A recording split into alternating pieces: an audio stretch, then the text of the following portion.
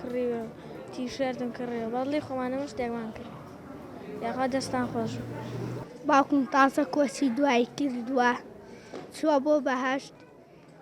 حەزمان لە جلی جەژن بوو خێرخوازان بۆی کڕین پانتۆڵ و بۆدی و کالە و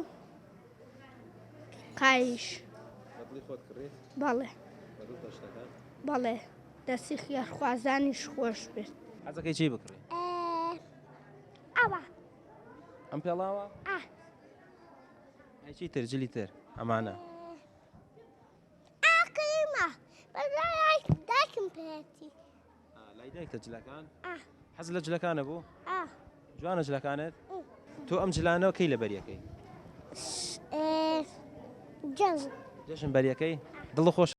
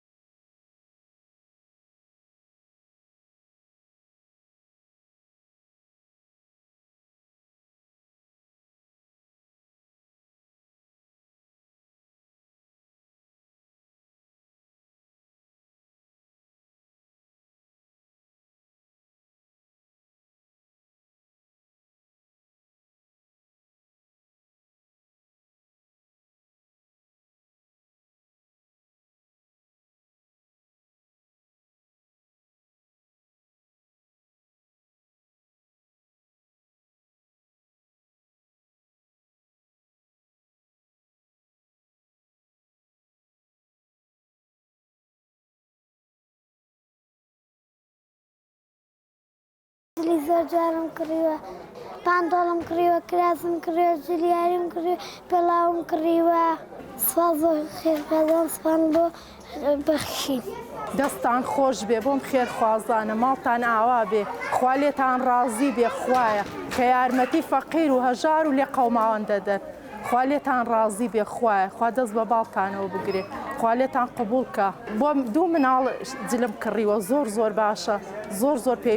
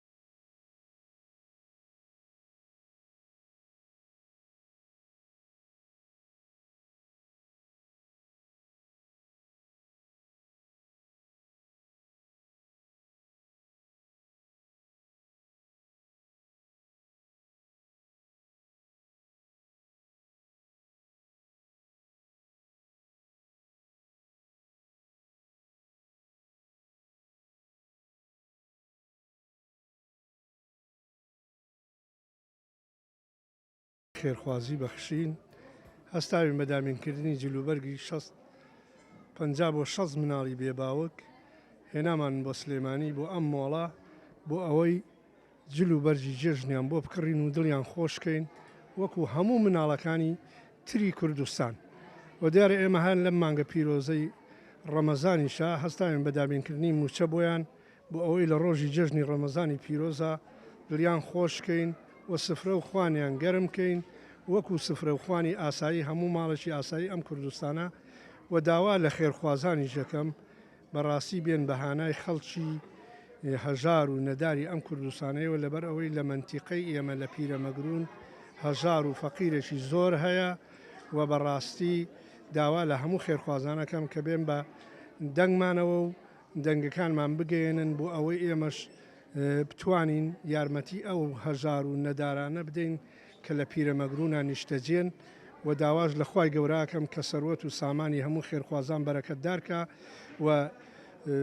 پڕخێر و بەرەکەتیان کاوە ماڵ و سەروەت و سامانیان زیادکە بۆ ئەوەی بتوان ئەوانیش یارمەتی ئێمە بدەن ئێمەش لە ڕێی ئەوانەوە بتوان یارمەتی هەموو هەژارەکان بدەین.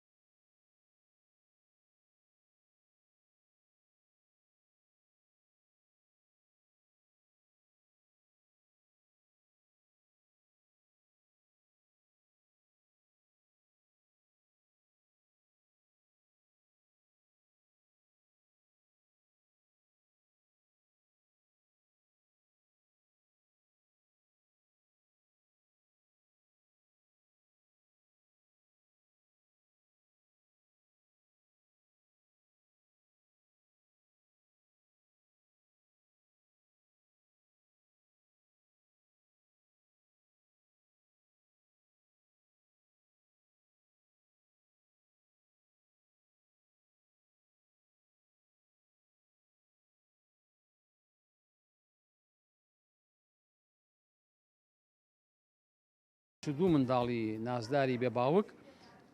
لەگەڵ ئەوەی کە موچەکانمان یاوە پێیان موچەی مانگی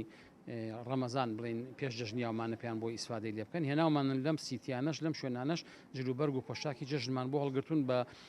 بڕی 81 ملیۆن و 305,000 دینار جێگەی خۆیەتی دەستخۆشیان لێ بکەین لەو برا بەڕێزانەیەکەوە بەرپرس و سەرپەرشتیاری مزگەوتی لینکینن لە شاری لیدس بە تایبەتیش لەسەر و هەمویانەوە کاک حاجی فەرهاد خی گەورە پاداشی خێری باتەوە کە کاک شێع عومەر کە ئەوان توانی ویانە دەستگیرۆی ئێمە بکەن لە هەمیشە لەگەڵ پرۆژەکانی ئێمەدا بوون ئەم ڕۆژ ئەم 107 مناڵە بودجەکەی